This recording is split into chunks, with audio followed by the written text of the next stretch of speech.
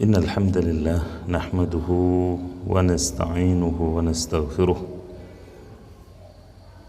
ونعوذ بالله من شرور أنفسنا وسيئات أعمالنا من يهده الله فلا مضل له ومن يضلله فلن تجد له وليا مرشدا أشهد أن لا إله إلا الله وحده لا شريك له وأشهد أن محمدا عبده ورسوله صلوات الله وسلامه عليه وعلى آله وصحبه وسلم تسليما كثيرا يا أيها الذين آمنوا اتقوا الله حق تقاته ولا تموتن إلا وأنتم مسلمون يا أيها الذين آمنوا اتقوا الله وقولوا قولا سديدا يصلح لكم أعمالكم ويغفر لكم ذنوبكم ومن يطع الله ورسوله فقد فاز فوزا عظيما أما بعد فإن خير الكلام كلام الله وخير الهدي هدي محمد صلى الله عليه وسلم وشر الأمور محدثاتها وكل محدثة في دين الله بدعة وكل بدعة ضلالة معاشر الآباء والأمهات والإخوة والأخوات, kita panjatkan puja-puji syukur kehadirat Allah Subhanahu wa taala atas berbagai limpahan nikmat karunia-Nya. Salawat dan salam kita haturkan kepada Nabi kita tercinta termulia Muhammad sallallahu alaihi wasallam. Begitu pula kepada keluarga beliau, para sahabat setia beliau dan seluruh pengikutnya. Jamaah yang dirahmati oleh Allah, di pertemuan perdana sesudah Ramadan, tentunya tak lupa saya ucapkan taqabbalallahu minna wa minkum, meskipun terlambat sedikit tak masalah. Semoga Allah menerima seluruh amal ibadah kita di Ramadan dan di luar Ramadan, amin. Kemudian juga saya ingatkan kepada diri sendiri juga Anda sekalian yang belum menyelesaikan sunnah Syawal, maka masih ada waktu 6 hari pas kalau begitu. Silahkan kencangkan ikat pinggang untuk mengejar puasa setahun penuh. Nah, bagi yang sudah menyicil, alhamdulillah. Bagi yang selesai, semoga Allah menerima. Amin ya Rabb. Dan jamaah yang dirahmati oleh Allah, kembali kita lanjutkan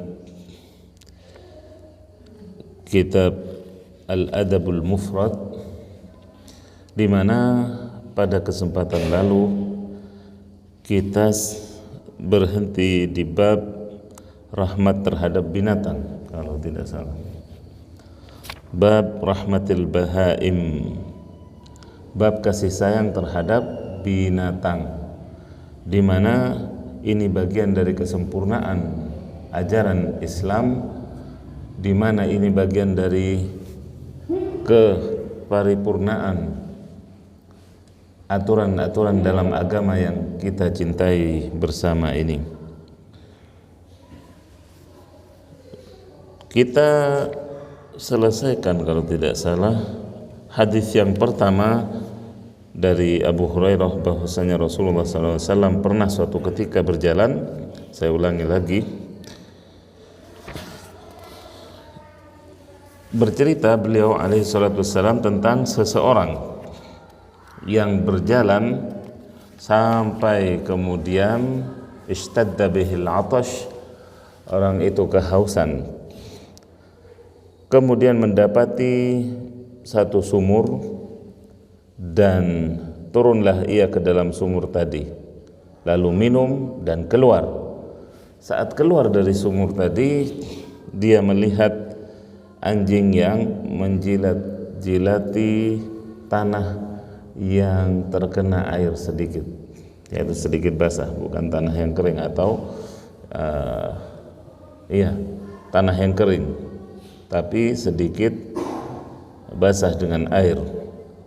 Maka orang ini berkata, sungguh anjing ini telah kehausan sebagaimana saya sebelum ini, yaitu sebelum turun ke sumur ini juga haus. Maka orang tadi mengurungkan niatnya untuk keluar dari sumur, kembali dia turun, kemudian karena tidak ada timba ataupun apa yang bisa dibuat mengangkat air, dia pun melepas khuffah, melepaskan kedua sepatu kalau di kita sekarang, yaitu alas kakinya, sehingga mengisi keduanya dengan air, lalu dengannya dia memberikan minum kepada anjing tadi. Fasyakarallahu lah faghfaralah.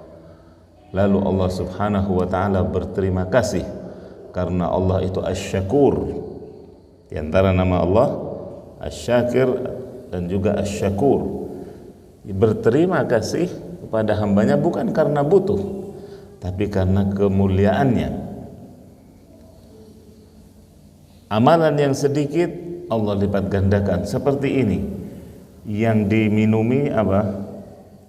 Anjing. Subhanallah, yang dijadikan oleh sebagian orang sebagai bahan umpatan.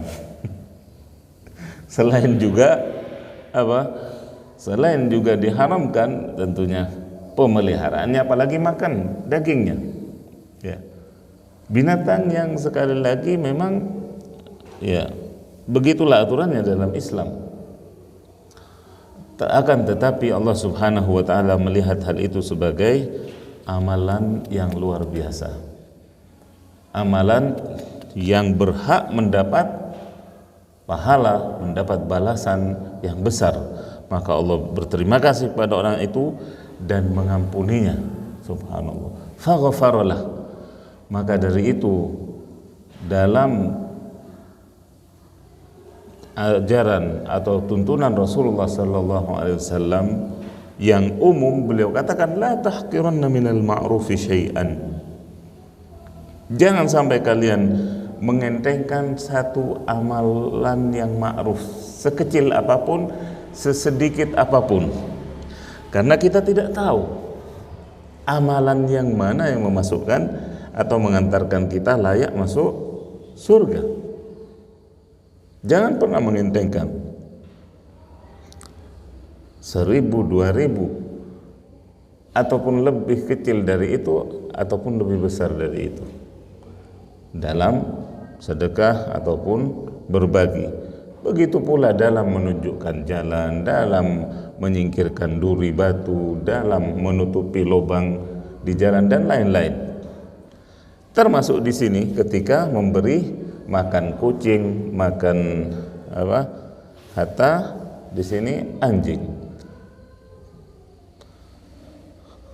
Para sahabat pun sempat kemudian bertanya-tanya, ya Rasulullah, wa inna lana fil bahaimi ajra. Wahai Rasulullah, masa dalam memberi sesuatu kepada binatang itu dapat pahala? Qala fi kulli dzati kabidin ratbatin ajrun. Beliau pun meluruskan dan menegaskan kepada para sahabat, bahkan di setiap kabid, di setiap makhluk hidup yang ada hatinya yang basah, yaitu ada detak jantungnya atau ada ya tanda-tanda kehidupan padanya, yang ada tanda-tanda kehidupan padanya, maka itu berpahala. Kita memelihara, jangankan juga binatang, hatta tumbuhan kita sirami, ya, itu pun juga berpahala di sisi Allah Subhanahu wa ta'ala. Nah, apalagi ketika sekarang juga makanannya beli.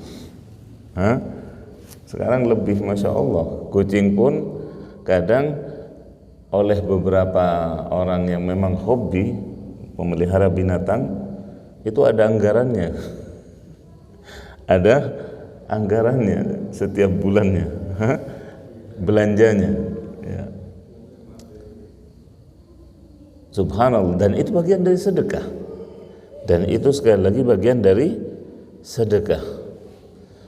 Bahkan yang tidak punya anggaran pun jangan dibuang percuma sisa-sisa daging ayam atau apa itu kelebihannya, ya. Kita berikan kepada, ya, kucing tetangga yang lewat. Itu bagian dari ma'ruf yang sekali lagi jangan pernah kita mengentengkan atau menganggapnya remeh. Siapa tahu justru ini yang, ya, memberatkan timbangan amal soleh kita di sisi Allah Subhanahu wa ta'ala. Nah, sebaliknya jamaah yang dirahmati oleh Allah, pada hadis atau riwayat yang kedua dari Abdullah bin Umar radhiyallahu anhuma, anna Rasulullah sallallahu alaihi wasallam qala, bahwasanya Rasulullah SAW bersabda, kalau tadi targhib yaitu motivasi agar kita semangat beramal soleh, di sini tarhib, di sini ancamannya. Yang riwayat kedua ini ancaman. Uzibat imra'atun fi hirrah. Subhanallah. Sungguh telah ada seorang wanita yang diazab.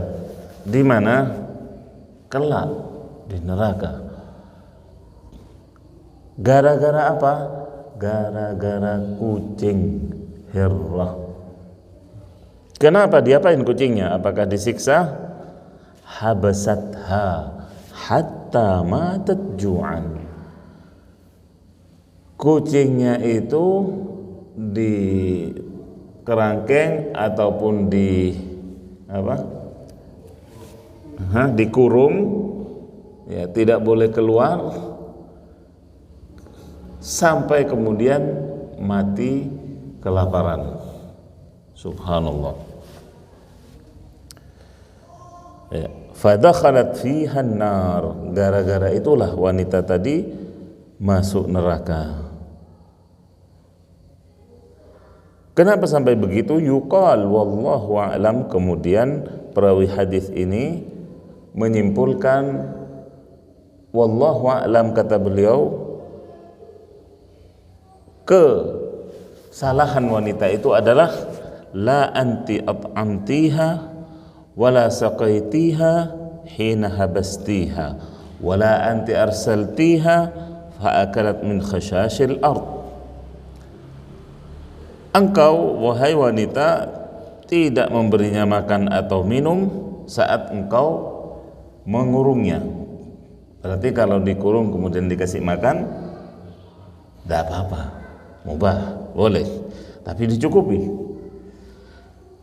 Tidak juga engkau biarkan kucing tadi engkau lepas sehingga bisa cari makan sendiri,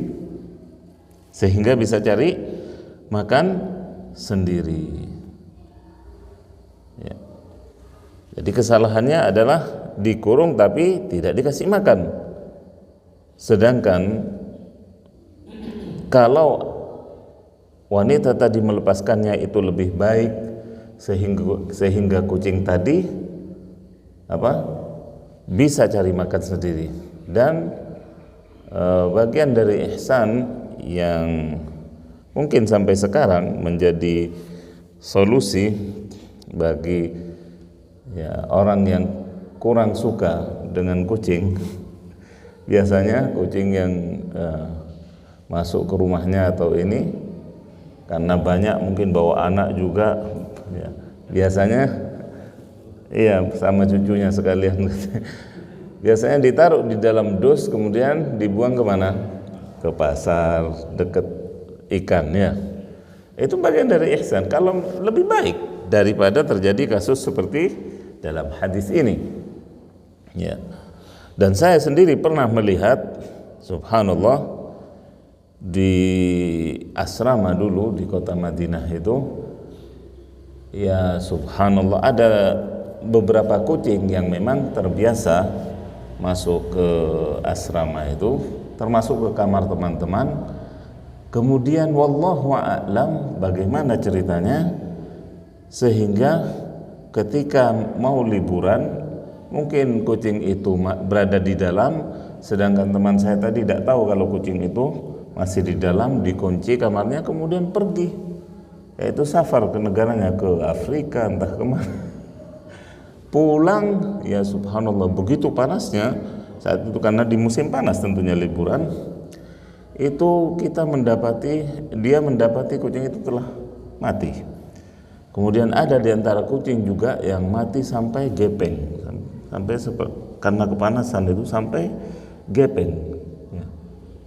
Sampai sekali lagi gepeng, tipis begitu, ya, karena kepanasan. Wallahu a'lam bagaimana prosesnya kok tiba-tiba jadi seperti ya peyek atau apa ya. Iya, sampai habis itu isinya, perutnya apa itu, sampai gepeng.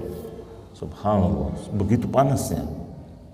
Dan juga sudah tidak bau karena sudah kering sampai segitu keringnya. Allahul musta'an. Jadi janganlah kita bermudah-mudah hatta dalam urusan binatang ini.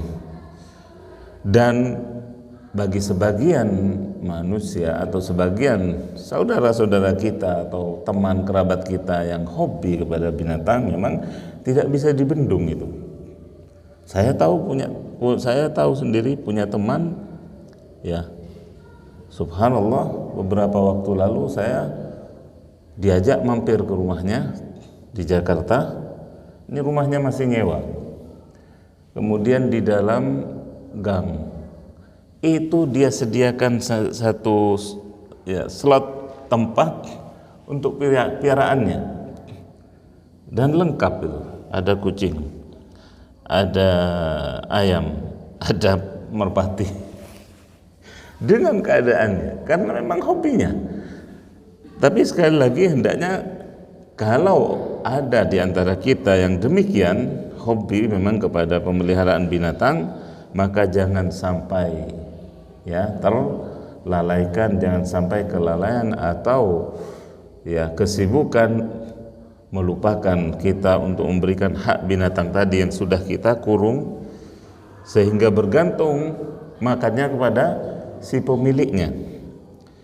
Karena besarnya hak mereka dan ancaman yang ada seperti dalam hadis ini, ketika wanita disiksa bukan karena tidak sholat, bukan karena tidak puasa, bukan karena tidak taat kepada suaminya, tapi karena perkara kucing. Subhanallah, ini juga selayaknya menjadi ya pertimbangan bagi kita yang hendak memelihara. Jangan sampai ketika liburan kemudian kita lupa.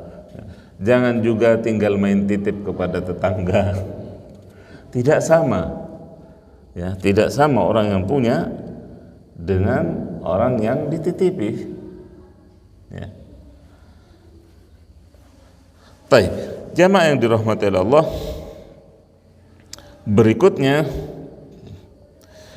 dari Abdullah bin Amr bin Al-As radhiyallahu anhuma anin Nabi sallallahu alaihi wasallam qala irhamu turhamu waghfiru yaghfirullahu lakum wailun liaqma'il qaul wailun lil musirrin alladzina yusirruna ala ma fa'alu wa hum ya'lamun. Dari Abdullah bin Amr bin Al-As radhiyallahu anhu bahwasanya Nabi sallallahu alaihi wasallam bersabda, rahmatilah, yaitu sesama makhluk, manusianya, binatangnya, ataupun juga tumbuh-tumbuhannya. Niscaya kalian akan dirahmati pula oleh Allah yang menciptakan semua itu. Kemudian waghfiru yaghfirullahu lakum, ya, berikan maaf, ampuni mereka yang bersalah kepada kalian, niscaya Allah juga akan mengampuni kalian. Kemudian di sini dilanjutkan dengan ancaman wailun li akma'il qaul. Celakalah bagi orang yang hanya pandai mendengar tetapi tidak memahami apalagi mengamalkan yang didengar berupa kebaikan. Nah, ini ancamannya wail di sini, yaitu masuk lewat telinga kuping kanan, keluar lewat kuping atau telinga kiri. Pengetahuan, maklumat ataupun ilmu yang diserap hanya sebagai wacana, tambahan wawasan. Wailun di sini. Sallallahu alaihi wasallam. Celakalah, tapi juga diartikan neraka wailah, yaitu satu lembah jahanam. Wail itu.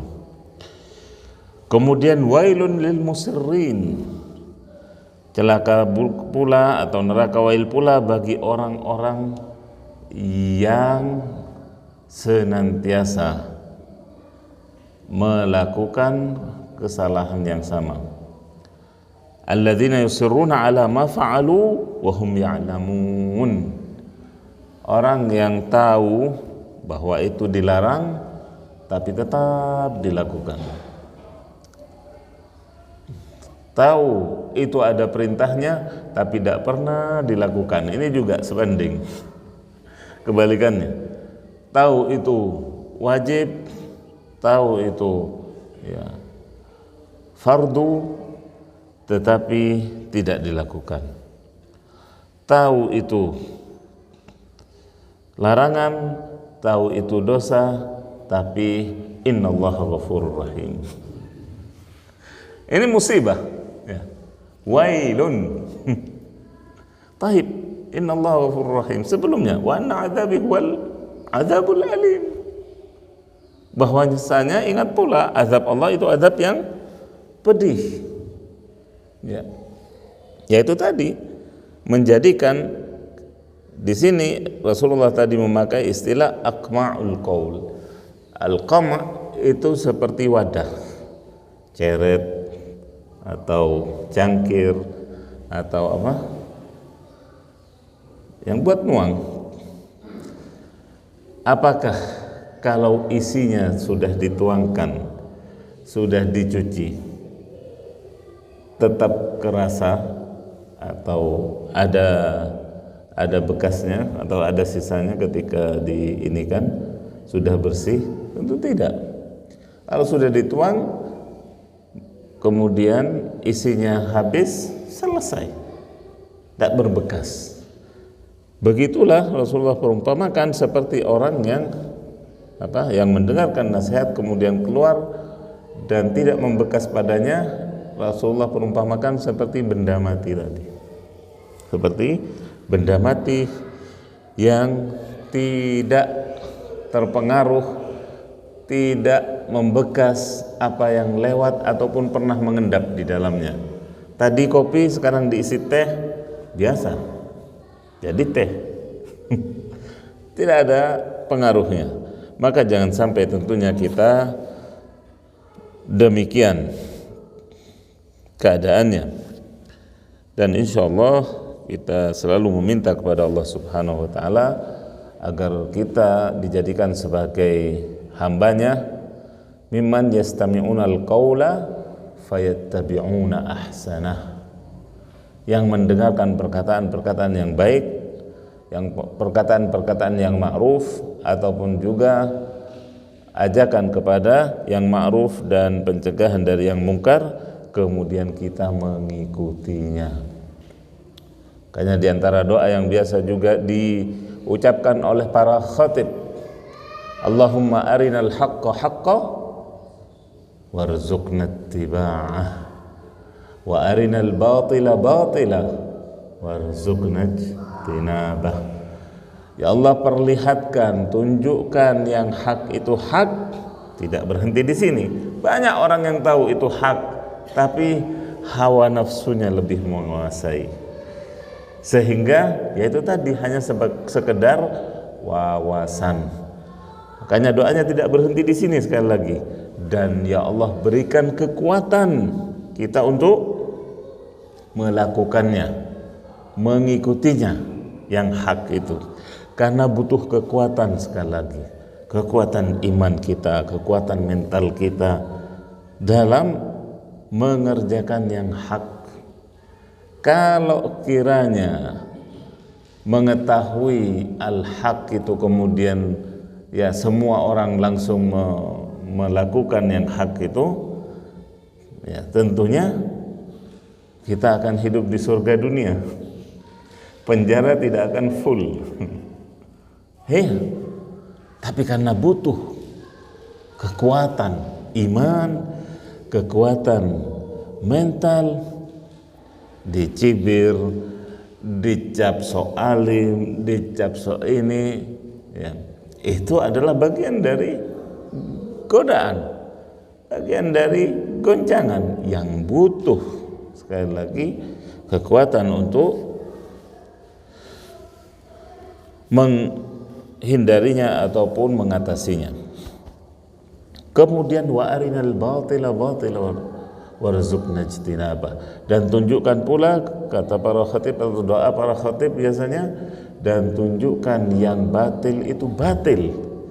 Jangan sampai terkecoh ya Allah kami dengan yang batil-batil ini. Jangan sampai terkecoh. Dan beri pula kami kekuatan untuk menghindarinya, untuk menjauhinya, untuk tidak melakukannya. Sekali lagi butuh kita bimbingan Allah Subhanahu wa taala, butuh kekuatan dari Allah Subhanahu wa taala untuk menghindari yang batil-batil ini, bukan hanya sekedar mengetahui, bukan hanya sekedar mengetahui. Taib, jamaah yang dirahmati oleh Allah. Kemudian riwayat berikutnya dari Abu Umamah berkata bahwasanya Rasulullah sallallahu alaihi wasallam bersabda, man rahima walau dzabihah rahimallahu yaumal qiyamah. Barang siapa yang mengasihani walaupun itu sembelihan, ya, yaitu memakai adab menyembelih, walau dzabihah, itu sudah berjajar, sebentar lagi ya, sudah berjajar kambingnya ini, ya sudah, ya, tinggal nunggu hari H. Tapi kita merahmatinya, kita tetap kasih makan. Bukan kemudian ya tinggal 2 hari ngerepotin saja, tidak usah dikasih makan. Tidak seperti ini, bagian dari rahmat kita. Meskipun ya besok pagi mau disembelih, sekarang juga masih enak kambingnya, kabar baik, masih tidak tahu kalau mau disembelih, makan sambil tidur ya, mengunyah ya. Itu bagian dari rahmat kita berikan di depannya. Apa balasannya? Allah akan merahmati orang yang demikian kelak pada hari kiamat. Ya subhanallah. Sekali lagi juga bagian dari rahmat kepada sembelihan tadi adalah dengan menajamkan pisaunya, ya, seperti yang sudah diketahui, menajamkan pisaunya sehingga pisaunya itu hanya lewat minal warid ilal warid, hanya lewat di lehernya itu. Kemudian nyawa ataupun ininya cepat keluarnya, tidak tersendat. Itu adalah bagian dari rahmat terhadap binatang. Juga binatang yang belum disembelih tidak melihat temannya yang sudah disembelih. Iya, ini juga bagian dari rahmat dan adab terhadap sembelihan. Nah, karena berapa banyak kejadian, ya kan, ketika entah karena pisaunya yang kurang tajam, entah yang menyembelih juga kurang tahu, sehingga yang putus hanya 1 urat misalnya, maka kemudian binatang tadi, iya, kalau ayam cuma seperti itu. Ini ya kambing kalau yang besar, kemudian sapi apalagi, unta apalagi bisa kena, ya kan? Bisa kena, bisa diseruduk, bisa ya mungkin robohkan tembok tetangga masjid. Terjadi itu, terjadi. Bahkan saya pernah melihat bagaimana unta ketika orang Asia Selatan, India atau Bangladesh, wallahu alam, ya tidak tahu cara menyembelih unta. Ya, dia pikir seperti menyembelih kambing ataupun sapi, kemudian unta tadi menelan kepalanya. Sedang darah mengalir, iya, sedang darahnya sudah ya muncrat. Tapi karena keliru tempatnya, menyembelih unta bukan seperti menyembelih kambing atau sapi. Kepala orang yang menyembelih itu masuk ke dalam mulutnya si unta tadi, kemudian masih kuat untuk melemparnya. Subhanallah. Jadi hendaklah hati-hati. Kalau tidak tahu atau tidak punya ilmunya dalam menyembelih binatang, ya harus banyak melihat dulu ataupun dibimbing oleh yang sudah senior agar tidak terjadi kecelakaan-kecelakaan seperti yang ada di lapangan. Nah, ini dalam rangka juga mendekati Idul Kurban. Baik, jamaah yang dirahmati oleh Allah, masih juga berkenaan dengan rahmat terhadap binatang, bab akhdhul bait minal hummarah. Bab atau kejadian ini tepatnya bagaimana telur burung kecil hummarah, yaitu burung emprit kalau di kita ya, burung kecil, telurnya wallahu alam. Kenapa ya, apa yang diinginkan dari telur ini? Telurnya binatang. Kalau telur puyuh mungkin masih enak ya. Ini lebih kecil lagi tentunya, mungkin lebih besar sedikit dari telur cecak ya. Baidul hummarah ini kasusnya seperti yang diceritakan oleh Abdullah bin Mas'ud radhiyallahu anhu, anna an-nabiy sallallahu alaihi wasallam nazala manzilan fa akhadha rajulun bayda hummarah faja'at tariffu ala ra'si Rasulillah sallallahu alaihi wasallam. Ya Rabb. Pernah Rasulullah singgah di suatu tempat, lalu salah seorang dari sahabat yang tidak disebutkan di sini namanya mengambil, rupanya ada wallahu alam, entah di pohon ataupun jatuh barangkali dengan sarangnya, sehingga orang tadi mengambil telur daripada burung ini. Lalu datanglah induknya, betinanya yang punya telur, kemudian tidak mendapati telurnya, maka dia melihat ya orang yang tadi mengambil telurnya mungkin sedang dilihat seperti ini. Lalu binatang ini tarifu ala ra'si Rasulullah, yaitu terbang di sekitar kepala Rasulullah sampai piu piu piu piu ya, mengeluarkan suaranya, subhanallah, yaitu mengadukan keadaannya ya, mengadukan keadaannya kepada Rasulullah SAW. Dan ini juga bagian dari mukjizat Rasulullah sallallahu alaihi wasallam yang sebagaimana diberikan kepada Sulaiman alaihissalam. Ya, Rasulullah juga diberi seperti ini, meskipun tidak menjadi keseharian beliau sebagaimana menjadi keseharian Sulaiman. Itu bedanya.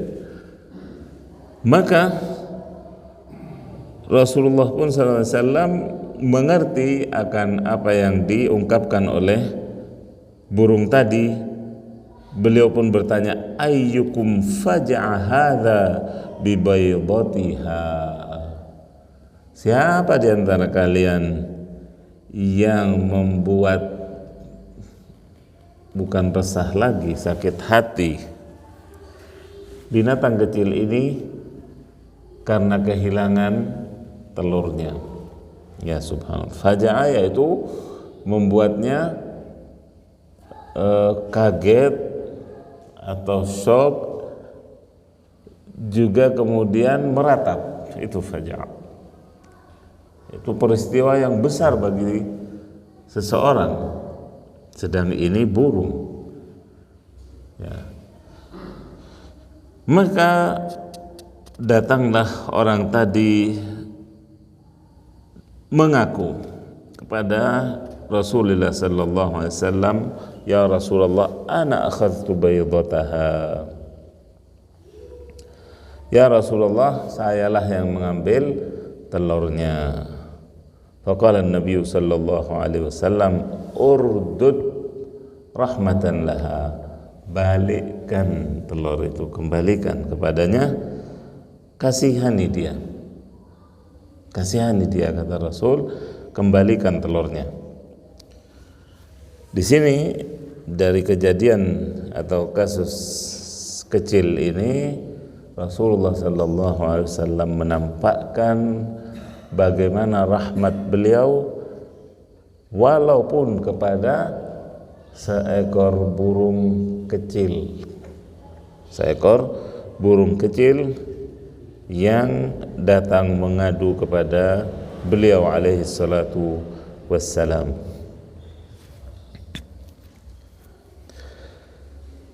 Jamaah yang dirahmati Allah, bab berikutnya at-tayr fil qafas, yaitu tentang burung yang berada dalam sangkar, dipelihara dalam sangkar. Ada pemelihara burung di sini?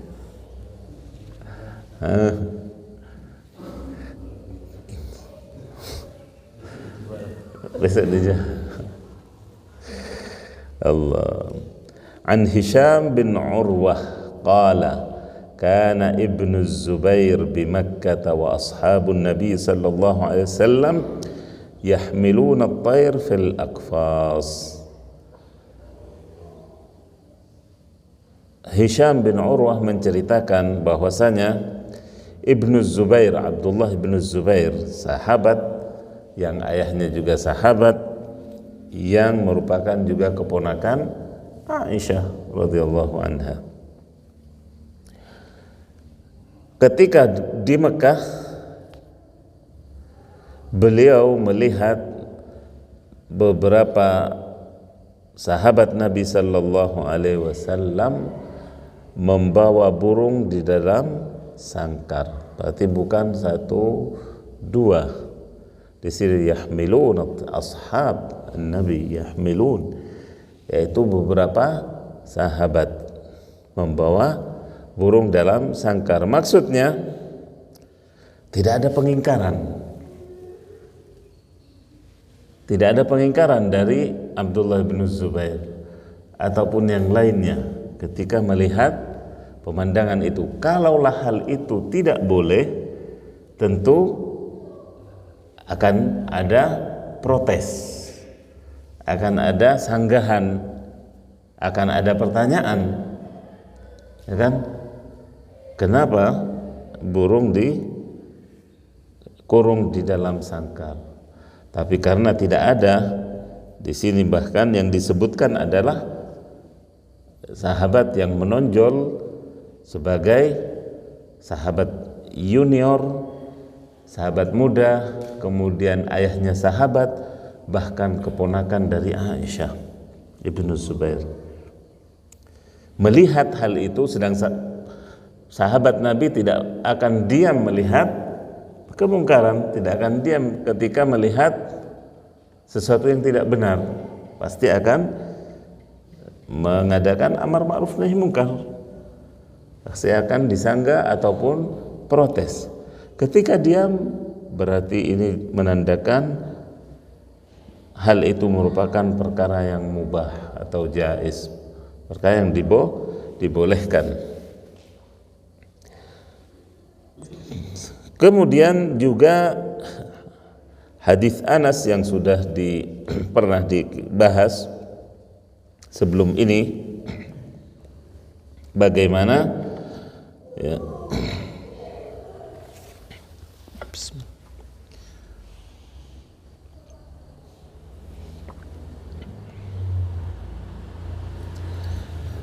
keponakannya terlihat oleh Nabi murung, merengut. Anak kecil masa bisa menjaga perasaannya dengan kepolosannya, ketika senangnya seperti di belakang itu, ya kan, ngoceh, ya, tertawa, teriak. Tapi ketika ada yang tidak disukai, imam menangis, wa imam merengut, imam cucu, anak kecil. Suatu ketika Nabi SAW masuk ke rumah Anas, sedang beliau melihat putra Abu Talhah yang disebut Abu Umair. Sini anak kecil tapi sudah punya kunyah Abu Umair. Ya. Ini pertanda juga bahwasanya kunyah itu bukan untuk orang dewasa saja, dan itu berlaku sampai sekarang. Ya. Baik. Adzan dulu. Tafadhal.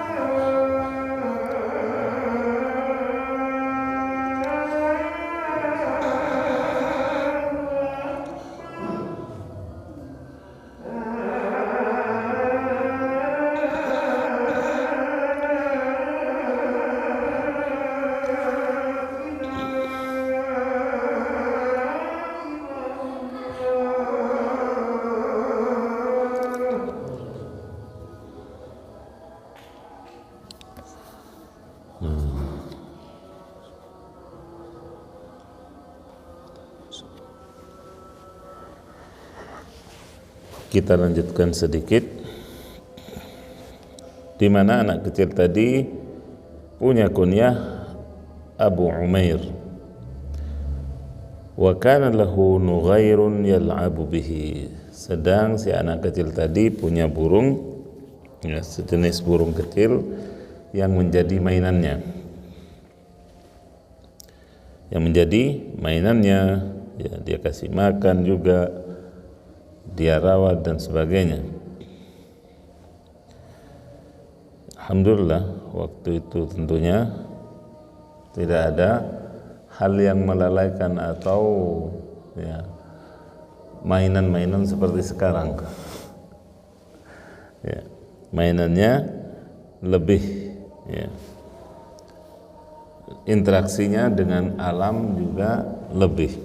Termasuk di sini sejak kecil sudah punya perhatian terhadap binatang, pemeliharaan binatang. Namun di saat itu, ya, anak ini terlihat murung dan tidak memegang atau tidak ada di dekatnya burung yang biasa menjadi peliharaannya. Maka Nabi SAW menyapa anak kecil tadi dan menanyakan keadaannya dengan perkataan beliau, ya Aba Umair, madza au ma fa'ala an-nughair, aina an-nughair, wahai Abu Umair, kemana burungnya? Berarti Rasulullah sebelum ini pernah melihat anak itu bersama burungnya. Makanya kemudian sapaan beliau, kemana burungnya? Ya, berarti beliau punya